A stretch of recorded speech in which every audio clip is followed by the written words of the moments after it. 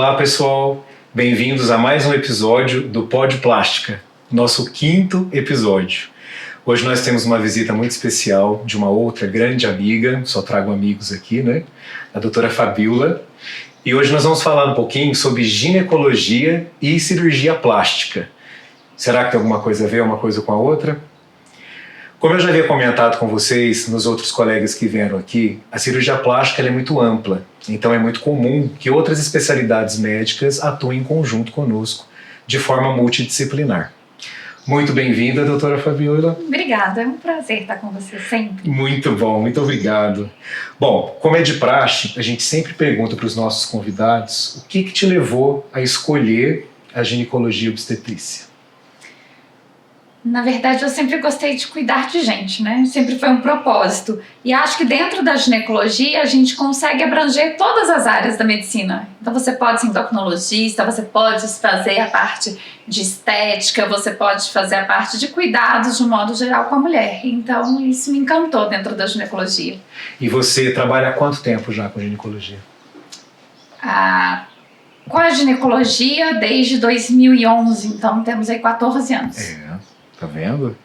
Bom, eu achei que seria interessante, pessoal, a gente conversar hoje, dividindo um pouco nos períodos mais comuns que transitam, né, ao longo da vida de uma mulher, digamos assim.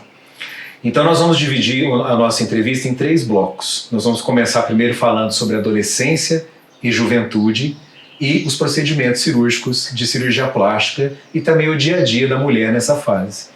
Primeiramente, vamos entender o que é esse período da adolescência, da juventude. Quando mais ou menos a gente considera que uma pessoa é adolescente, que ela é jovem, quando ela vira adulta? Edgar, na verdade, pela Constituição, a gente considera adolescente acima dos 12 anos. Certo. Mas para nós ginecologistas, a gente já tem que ter um olhar para essa menina um pouquinho antes. Porque a partir dos 9 anos, a gente já começa a sofrer as alterações hormonais, muitas delas já fazem, né, a primeira menstruação. Então a gente já precisa ter esse cuidado a partir ali dos 9 anos. E qual seria assim, a idade ideal para uma primeira consulta? 9 anos ou antes até? Depende muito da primeira menstruação da menina. Certo. Então quando a mãe já nota o aparecimento de pelos, o aparecimento de mama, já é importante ter essa atenção de que a menstruação pode vir. E geralmente isso acontece em intervalos de mais ou menos 1 ano. Então a gente tem aparecimento de pelo, mama e depois de 1 ano mais ou menos a menina menstrua.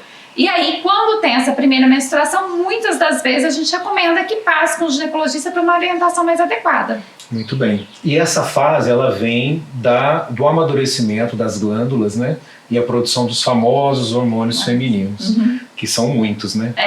Então eu queria que você falasse um pouquinho para mim dos principais hormônios femininos, a implicação de cada um na adolescência, alterações, situações que os pais devem prestar atenção. Como é que funciona isso? Vamos falar de 2 hormônios que eu acho que são os carro-chefes ali das meninas, né? Que é o estrogênio e a progesterona. São eles que aumentam, né? Quando a gente vai ter essa primeira menstruação. O estrogênio é o hormônio que dá os caracteres femininos, então é o que vai ser responsável pela mudança corporal, desenvolvimento de mama, né? Desenvolvimento de quadril. Faz sair aquele corpinho de criança para virar o corpo da menina adulta. E a progesterona é o que regula o ciclo hormonal, então é aquela que faz com que a menstruação da menina seja regular. Lembrando que todos os 2 hormônios, eles começam e vão se regularizando com o passar dos anos. Então eu brinco muito no consultório que da mesma forma como a gente já não nasce andando, a gente já não nasce falando, a gente não nasce menstruando. Então a gente tem que dar um tempo para esse organismo se regular e ficar uma coisa natural. E essa estabilidade dessa produção hormonal, ela dura a vida toda ou varia ao longo da vida? Varia ao longo da vida. Bastante, né? Bastante. Acho que isso talvez seja a principal implicação, né, para as mulheres, essa variação hormonal. Tá. E quais são as mudanças? Você já citou algumas aí, falou de quadril, falou de mama, né? Então vamos começar a entrar um pouquinho aqui já no meu território.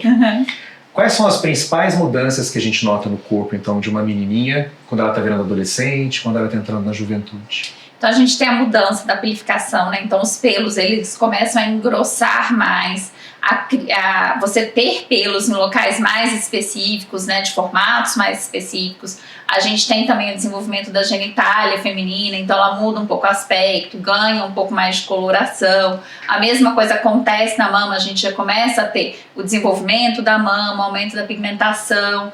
E aí, igual eu falei, já tem a mudança, né, de formato de quadril, pernas. A gente tem toda essa distribuição, né, da gordura ali ginecológica. Uma gordurinha sai daqui, vai para lá, de lá vem para cá. Exatamente. Vou começar a preparar meu terreno aqui, pessoal. Muito bem. Essa predisposição, esse formato corporal, ele é geneticamente programado?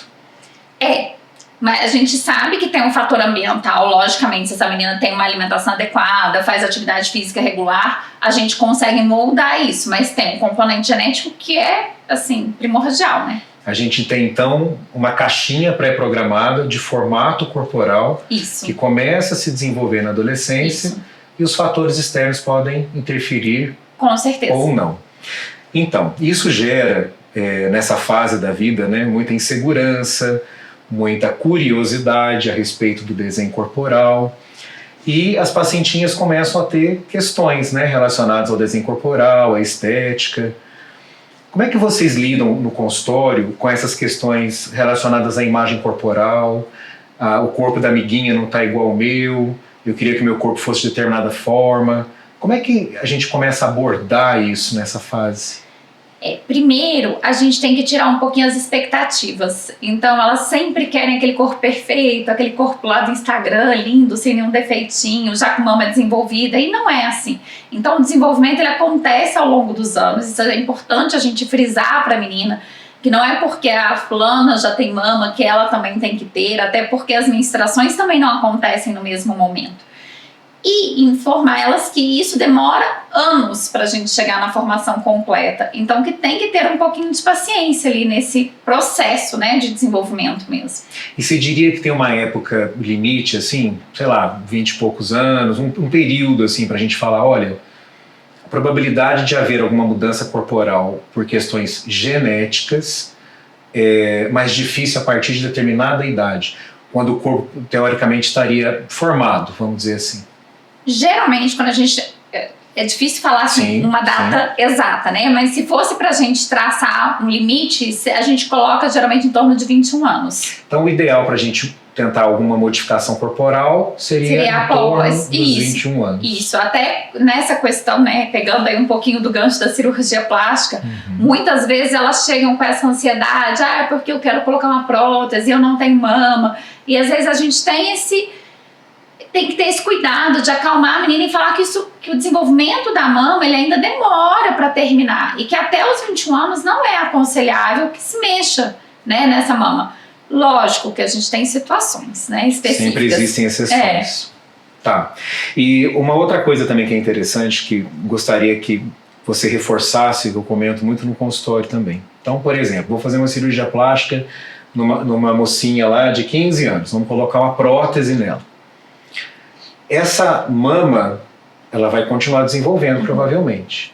Então, pode ser que o resultado que ela tenha com 15 anos, lá com 21, seja outro. E ela precise de uma nova cirurgia. Isso é muito importante. E falando nisso, nós temos que lembrar também que o corpo está em formação. Então, por exemplo, se eu colocar uma prótese de mama ou modificar a mama de uma garota de 15, 16 anos, e essa mama segue o desenvolvimento dela, isso vai ter alguma implicância na amamentação, alguma implicância no formato futuro da mama, porque ela ainda não acabou de se formar? A prótese em si não, mas a gente tem cirurgias plásticas da mama que realmente influenciam diretamente, principalmente na questão da amamentação. E é interessante a gente falar também, Fabíola, que nessa fase as meninas não estão muito preocupadas com isso, né? Se vai ser mãe, se vai amamentar, se vai precisar... Ela só pensa naquele momento, né? No resultado imediato.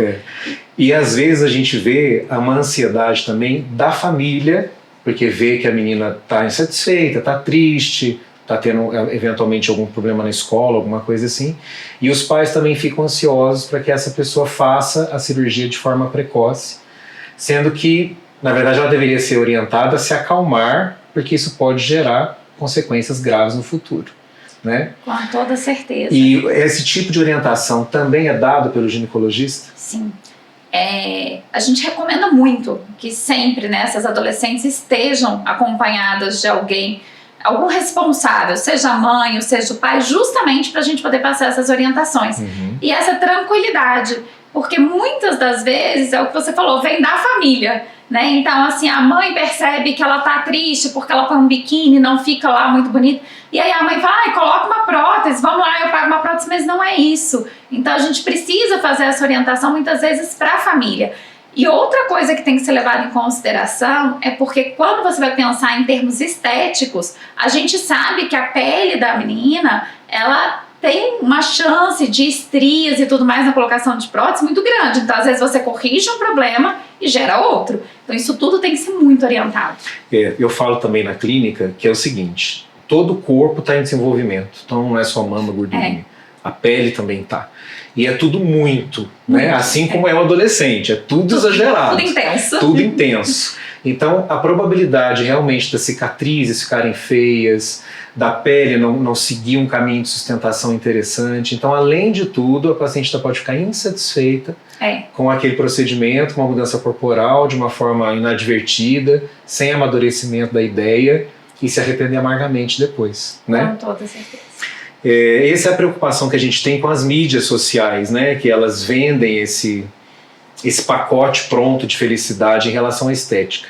Mas o que a gente está fazendo aqui é muito importante, que é usar as mídias a favor dessa questão, como orientação. E por isso que eu agradeço da doutora Fabiola estar aqui, porque foi uma honra mesmo ela liberar o tempinho dela para a gente conversar um pouquinho. Bom, então vamos evoluir um pouquinho agora na nossa linha do tempo. E a gente vai sair da adolescência e vamos falar um pouquinho de um período muito especial da vida da mulher, que é a gravidez.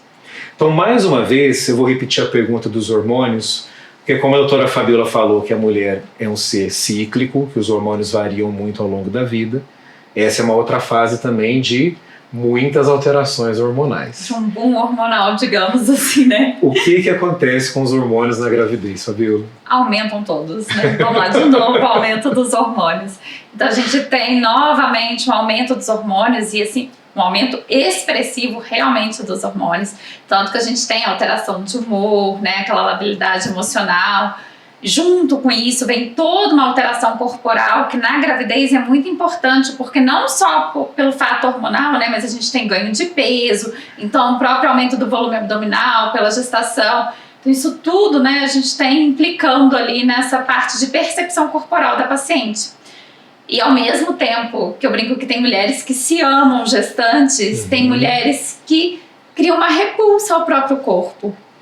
E essas mudanças também variam de uma mulher para outra. Varia. E variam na mesma mulher? Uma gravidez é diferente da outra? Pode variar. Então, isso é até uma pergunta muito interessante, porque às vezes a paciente chega e fala, mas na outra gestação a minha mama não ficou assim, na outra gestação a minha barriga não ficou assim. Cada vez a gente está, né? Cada dia a gente está evoluindo um pouquinho. O nosso corpo também é assim, o nosso corpo de hoje não é igual ao nosso corpo de 20 anos. Aliás, não é mesmo. Então, a gente percebe isso também nas gestações. A gente tem gestações e momentos, às vezes, diferentes da vida. Às vezes, o que a gente consegue fazer de atividade física, de alimentação numa gestação também não é igual ao da outra gestação. E isso tudo interfere. E esses cuidados que a gente pode ter durante a gestação, como você citou, e de alimentação e tudo mais, quais seriam as principais preocupações de uma gestante para que ela tenha o mínimo de interferência de fatores externos na questão estética corporal durante a gravidez? O primeiro deles é não ganhar muito peso. Ótimo. Então, ter uma dieta balanceada. Para você ter um ganho de peso, sim, toda gestante ganha peso, até porque a gente tem o próprio peso fetal, da placenta, do líquido, então ela vai aumentar esse peso na balança. Mas é importante esse controle de ganho de peso. Então, quanto mais a gente consegue controlar esse ganho de peso, logicamente, melhores são os nossos resultados no pós-parto. Além disso, a atividade física é importantíssima. A gente não pode parar a atividade física na gestação. Lógico, a menos que tenha alguma contraindicação médica, mas fora isso, A atividade física deve ser feita durante a gestação. É importante, inclusive, para a sustentação, né, pélvica, para a musculatura. Então, todo esse resultado, tanto da gestação quanto do pós-parto, são muito influenciados por essas duas coisas. E muita água. Hidratação, né? Sempre.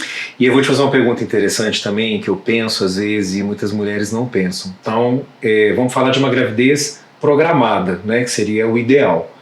E de uma paciente que já está pensando aí em tratamentos estéticos pós-parto.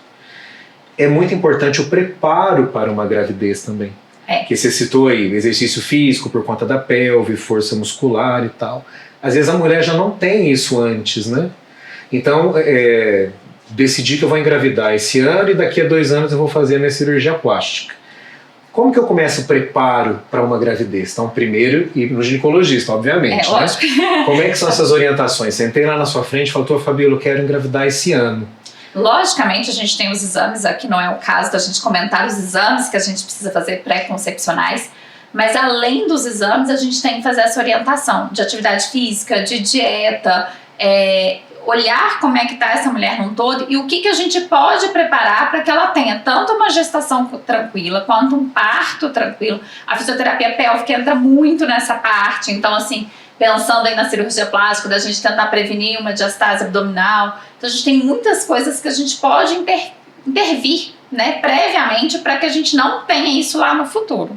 E a influência hormonal da gestação, então ganhei meu neném lá, tô com meu nenenzinho lá no colo, amamentando e tal.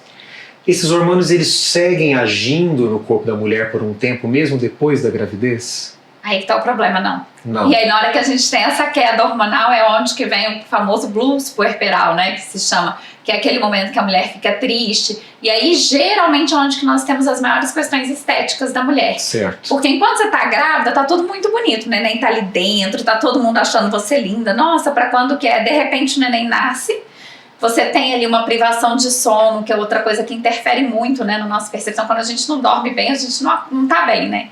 E aí junta com essa queda hormonal, e aí a mulher começa a falar, eu tô gorda, eu tô feia, minha mama tá caída, porque muitas vezes tá amamentando. E junta aí realmente uma questão estética muito importante na mulher e que a gente tem que informar para ela e reforçar que é um período da mulher e que todas passam por isso, é inevitável. Depois desse esgotamento, né, hormonal, então vamos supor, os hormônios estavam lá em cima, ganhou o neném, caíram, eles voltam para uma quantidade X depois de um tempo? Isso. Mais ou menos quanto tempo? Depende muito, até porque depende do tempo de amamentação dessa mulher. Importantíssimo isso. Então, isso faz muita diferença pra gente. A gente fala que, geralmente, os hormônios restauram ali de 3 a 6 meses depois do término da amamentação. E essas alterações estéticas imediatas do pós-operatório, olha o cirurgião falando, do pós-parto, que tá lá com aquela flacidez muito exagerada, barriga estufada, tananã, os hormônios vão cair, eles vão começar a subir, existe uma melhora desse quadro. Existe. Porque os hormônios vão lá e resgatam um pouco dessa perda estética. Isso, a gente, né, vai aumentar de novo a produção de colágeno, então a gente tem uma melhora. Certo. Não dá pra falar que vai voltar a ser como antes, certamente. Mas tem uma melhora importante. E até porque a mulher, depois de um tempo, também ela consegue retomar a atividade física, né, voltar ao dia a dia dela, e isso também interfere. É interessante a gente respeitar esse tempo pós-operatório para que a gente possa começar a pensar nos procedimentos estéticos. Então, assim, hoje tem uma cirurgia, um nome, né, de cirurgia que chama Mommy Makeover, que está na moda, que está no Instagram, né? Parece que é uma coisa mega elaborada, diferentona. Na verdade, nada mais é do que o tratamento do abdômen e da mama de uma mulher que já foi mamãe. Então esse nome Mommy Makeover, as pessoas acham que teve o neném na sala de parto, levou o neném para o quarto, o cirurgião plástico vai lá e opera aquela pós-gestante imediata ali, já trata a barriga, já trata a mama. Não é isso, gente. Então, na verdade, é um nome dado comercial, que é a mesma coisa que a gente faz uma mamoplastia e uma abdominoplastia.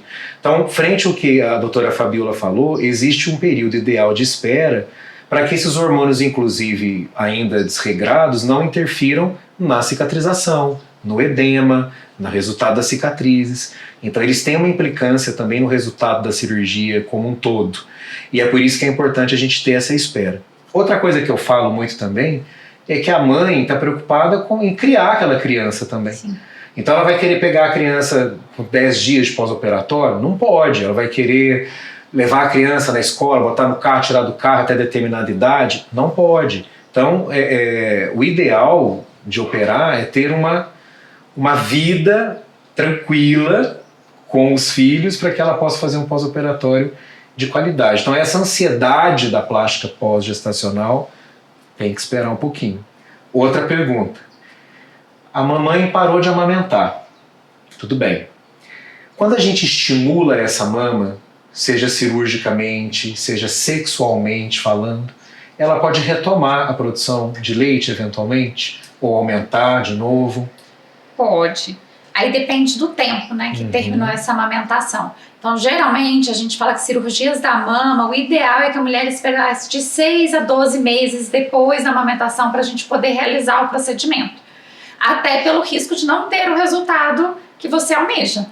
E a parte que você falou do cuidado, né, com o recém-nascido, quanto isso é importante. Muitas das vezes a gente recebe no nosso consultório a mãe queixando de uma barriguinha, da mama que está mais caída. E elas falam, vou procurar um cirurgião plástico. E eu sempre pergunto no consultório, mas e quem vai ficar com a criança? Já parou para pensar que não tem ninguém para carregar no colo? Porque tem horas que a criança quer a mãe e não tem quem tire o colo da mãe. Então ela tem que levar isso em consideração. É importantíssimo que você considere ter alguém para ficar com essa criança no seu tempo de recuperação e que você vai ficar privado pelo menos por alguns dias, às vezes um mês, de pegar essa criança no colo. E ela tem um plano para isso? O plano é fundamental, né? Às vezes a paciente chega no consultório com um nenenzinho de colo, mas assim, para se programar para a cirurgia. Isso é maravilhoso, porque a gente consegue organizar todo esse primeiro período aí, esperar essa criança se desenvolver, ajustar dieta, exercício físico e tudo mais, e consequentemente ter um resultado melhor. Então é uma questão interessante para vocês refletirem sobre a viabilidade do momento correto da gente fazer a cirurgia plástica depois da gestação, né? Vamos lá. Agora uma pergunta ao contrário. O paciente quer ter mais filhos, vai lá, quer fazer cirurgia plástica. Essa nova gestação pode interferir no resultado da cirurgia plástica? Muito. Né? Você que eu diga, né? Então, o que a gente recomenda é que você tenha um prazo aí de 1 a 2 anos depois de uma cirurgia plástica para pensar numa nova gestação. E depende muito também do tipo de cirurgia plástica. Okay. Então, vamos pensar em uma abdominoplastia. Okay. A gente, logo que faz a abdominoplastia, a gente tem que dar um tempo aí para que tenha aí de novo uma flacidez dessa pele, uma elasticidade dessa pele, para eu pensar que essa paciente vai poder engravidar. A mama, né, depende do que for feito na mama, uma prótese até ainda, a gente fala no mínimo 1 ano para poder liberar essa paciente para engravidar, até pelo risco de mobilização ali da prótese. A mastopexia a gente tem que pensar muito porque pode interferir numa futura amamentação.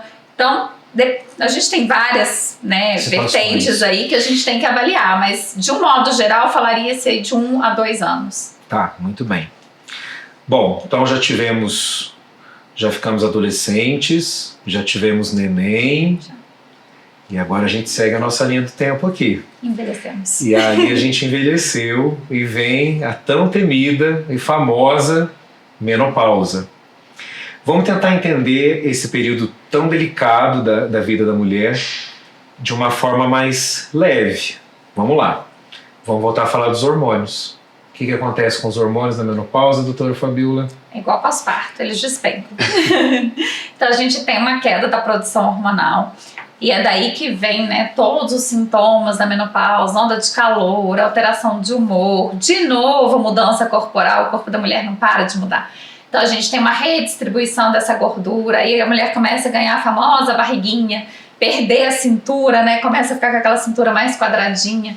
Então isso tudo é em função dessas quedas hormonais. E o colágeno? Também a gente tem uma queda aí na produção de colágeno, não tem jeito. E hoje em dia a gente tem as reposições hormonais, né, na menopausa. Esse é um assunto que vive sendo discutido, muda muito, os estudos vão se modernizando, os medicamentos vão se modernizando. Como que está hoje a questão da reposição hormonal na menopausa? Ela é permitida a qualquer paciente? Existem algumas limitações, algumas implicações, além da questão ser extremamente individualizada, mas de uma forma geral, como é que funciona isso? Eu ia começar falando isso, que tem que ser extremamente individualizado. Tá. Então a reposição hormonal ela é liberada hoje, é muito bem aceita e bem vista no meio médico, porque a gente sabe que a gente tem ganhos importantes, não só questões estéticas, mas de massa óssea, da saúde cardiovascular. Então hoje a gente tem muita coisa de reposição hormonal que beneficia essa mulher. Mas existem as contraindicações. Então, pacientes, por exemplo, que já tiveram câncer de mama não podem fazer reposição hormonal. Uma paciente que já teve uma trombose não pode fazer reposição hormonal. Então, ela tem que ser avaliada caso a caso. E existem alternativas à reposição hormonal para essas pacientes que, infelizmente, não podem fazer? Aí a gente acaba direcionando muito para o sintoma da paciente. Ok. Então, se ela tem onda de calor, a gente vai entrar com tratamento para onda de calor. Se a queixa dela é de secura vaginal, a gente vai entrar com tratamento para a parte da secura vaginal. Se a queixa dela até essa questão de estética vaginal, então a gente tem hoje em dia laser, CO2, que a gente consegue fazer nessa região genital para melhorar o aspecto, mas aí acaba sendo direcionado. E o período que dura a menopausa, o pré-menopausa, o pós-menopausa, quanto tempo que a paciente pode ficar nessa transição? Então vamos lá, vamos definir primeiro. A menopausa, o que significa menopausa? Pra gente, menopausa é um marco, são 12 meses sem menstruar. Então isso pra gente é menopausa, é aquela mulher que já tá numa idade madura e que ficou aí 12 meses sem menstruar, a gente fala que ela entrou na menopausa. Certo. Mas a gente tem o que a gente chama de climatério. Então o climatério é essa fase de transição para menopausa. É quando os hormônios começam a diminuir, a paciente às vezes tem uma irregularidade menstrual, mas ela ainda não parou completamente de menstruar. E ela começa a ter esses sintomas. Isso varia muito. Tem mulheres que passam por essa fase de climatério de uma forma muito sutil e elas nem notam. Okay. De repente elas param de menstruar, fazem menopausa e falam, nossa, estou menopausada. E tem aquelas pacientes que começam a ficar sintomáticas muito antes da menopausa. Então a gente tem mulheres, a grande maioria varia ali de 3 a 5 anos, mas a gente tem mulheres que entram no climatério às vezes 10 anos antes de fazer menopausa. E ficam 10 anos no climatério? Ficam. Então elas começam a sentir essa diminuição do hormônio e aí a gente começa a tratar essa diminuição do hormônio, esses sintomas que ela tem. A gente fala que a gente não trata exames. Aí aqui um outro ponto, porque a gente não adianta às vezes fazer dosagem hormonal, porque muitas das vezes a dosagem hormonal está perfeita. Certo. Mas a paciente já é sintomática, porque às vezes aquela quantidade de hormônio que ela está produzindo não é suficiente para ela. Então cada um tem o seu limiar.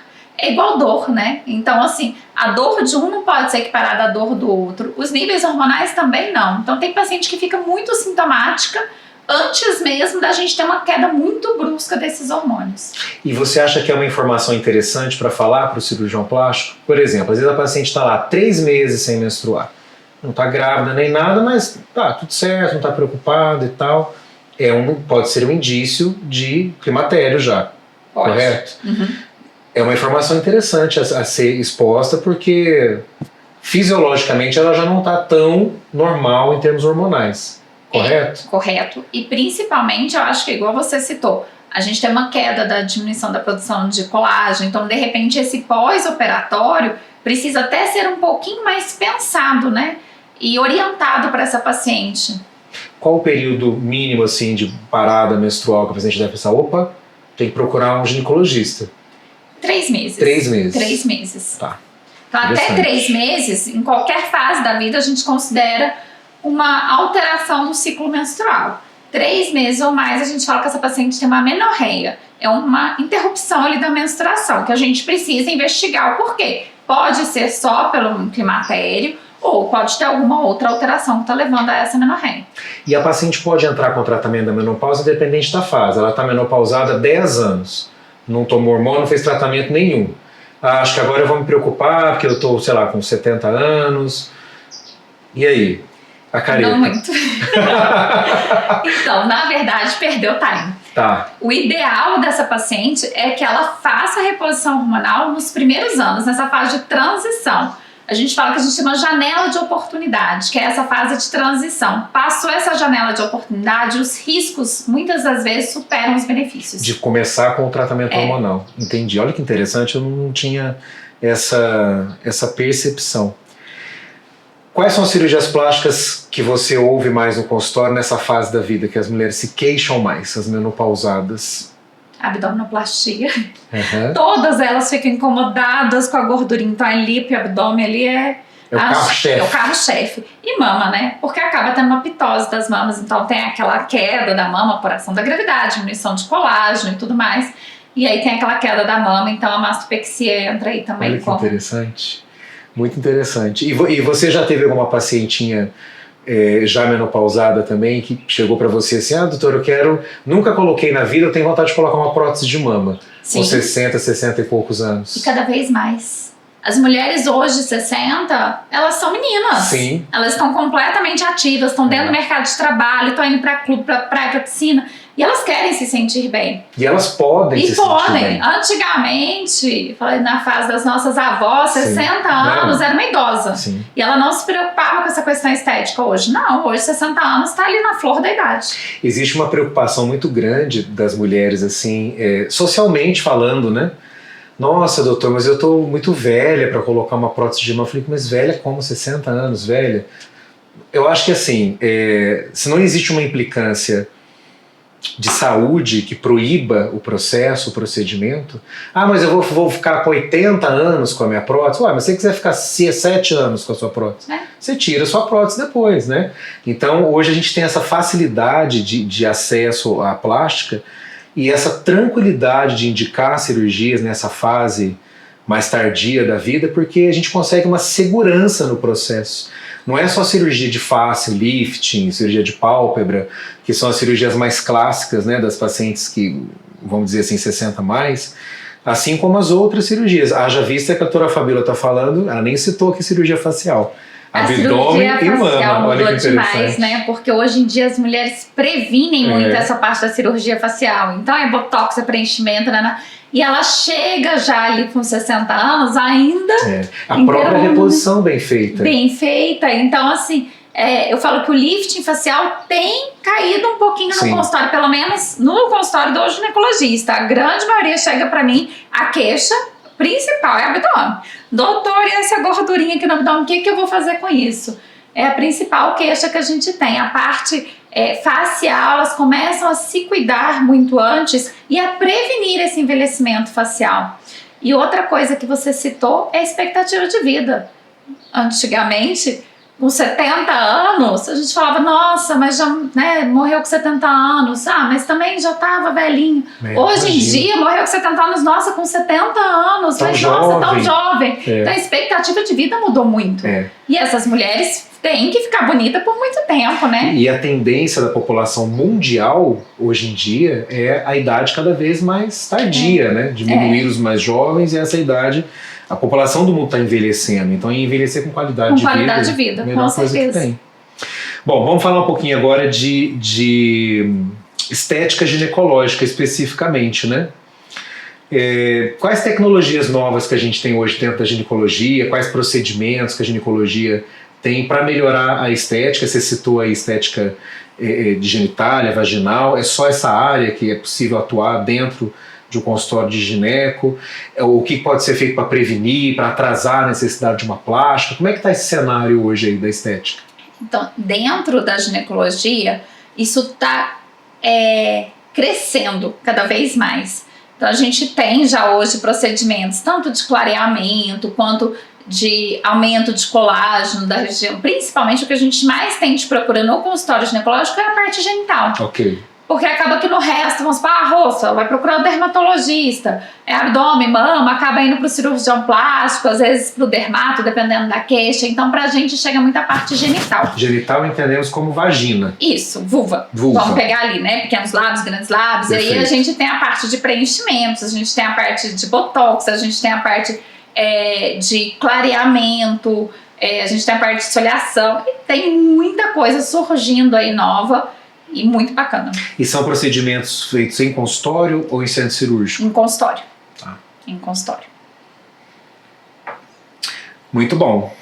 Bom, deixa eu ver o que mais eu quero perguntar para Vossa Excelência aqui, que a vontade é ficar aqui até amanhã, né? Mas a gente tem um tempinho nosso aqui. Sim, essa pergunta é legal. Então, existe algum processo de avaliação ginecológica pré-cirurgia plástica? O que você indicaria, por exemplo, que eu deveria encaminhar uma paciente para você, avaliar antes, algumas questões que devem ser levadas em conta? Pode pensar aí nessas fases que a gente falou como exemplo, ou alguma outra coisa específica que te chama atenção.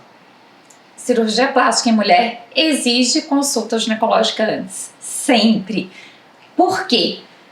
Vamos pegar então por órgãos, né? Pensando em termos de mama. Tá. A gente precisa avaliar a saúde dessa mama. Já imaginou você fazer uma cirurgia plástica, coloca uma prótese nessa paciente e aí 3 meses depois a gente descobre que ela tem um nódulo e precisa reoperar essa paciente? E com uma prótese lá ainda dentro? Uma prótese é uma tragédia. Sim. Então assim, cirurgia plástica em mulher precisa de avaliação ginecológica. É a mesma coisa na parte abdominal. Então a paciente pode ter alguma doença de útero, de ovário, que precise de uma abordagem e às vezes a gente acaba, a paciente acabou de fazer uma abdominoplastia, tá lá com a cicatriz linda, maravilhosa, e eu falo pra ela, agora nós vamos ter que retirar seu ovário, por exemplo. E aí a gente já aconteceu, já ganha vi. outras cicatrizes ali, a paciente fica extremamente frustrada. Então é muito importante que a paciente passe na consulta ginecológica, faça a avaliação da mama, a avaliação de útero, ovários, colo do útero, colhe o Papa Nicolau preventivo. Se essa paciente está com câncer de colo de útero, então a gente precisa realmente. A cirurgia plástica em mulher é igual a avaliação ginecológica prévia. Não tem como a paciente fazer uma cirurgia plástica, a menos que seja no rosto, aí tudo bem, ok. Mas fora isso, pensou em órgãos femininos mesmo, a gente precisa de uma avaliação ginecológica prévia. E é interessante que muitas vezes nós lá do consultório da plástica é que acabamos orientando as pacientes sobre isso, que quantas e quantas pacientes vão lá que não fazem preventivo, não vão avaliar a mama, e a gente descobre numa consulta de cirurgia plástica. Fala, como assim? Você tem, sei lá, 55 anos de idade, nunca fez uma mamografia? Como assim nunca fez uma mamografia? Doutor, pede para mim. Eu falei, eu posso pedir, mas não sou eu que vou resolver as questões dos desdobramentos do resultado desse exame, ultrassom ginecológico. Muito comum isso acontecer, ainda hoje em 2025.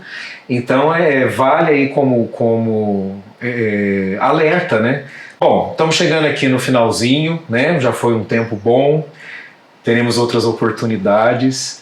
Queria saber se você quer deixar algum recado para a galera que está assistindo. Você pode usar aquela câmera lá e deixar aí sua mensagem de final para nós. Na verdade, eu acho que a mensagem final independente se é cirurgia plástica, se é uma consulta ginecológica, a mulher tem que ter um planejamento e ela tem que ter um autocuidado, traçar expectativas para não se frustrar depois. Então, em qualquer área que seja da nossa vida, né, a gente tem que ter esse planejamento e traçar essas expectativas e fazer o melhor por ela. Então, essa parte de atividade física, de dieta, esse autocuidado não é luxo. Eu canso de falar isso no consultório, isso não é luxo, isso é qualidade de vida. Quais são suas redes sociais, seus contatos, onde é o consultório? Bom, minha rede social é fabiolacampos.go. Eu atendo na Medical Center, estou lá quase todos os dias, porque eu tenho dia da faculdade, tenho dia do centro cirúrgico, porque eu também opero, não faço plástica, mas também opero. Então, quando quiserem, à disposição. Muito bom. Bom, queria te agradecer imensamente. Foi um prazer imenso ter você aqui. O prazer foi todo meu. E eu espero que a gente se encontre novas vezes aqui no nosso pod. Pode ser, sempre que você precisar. Bom, pessoal, esse foi mais um capítulo do nosso Pod Plástico com a doutora Fabíola. Foi muito bom. Aguardem em breve novos episódios. Um abraço a todos vocês. Tchau, tchau.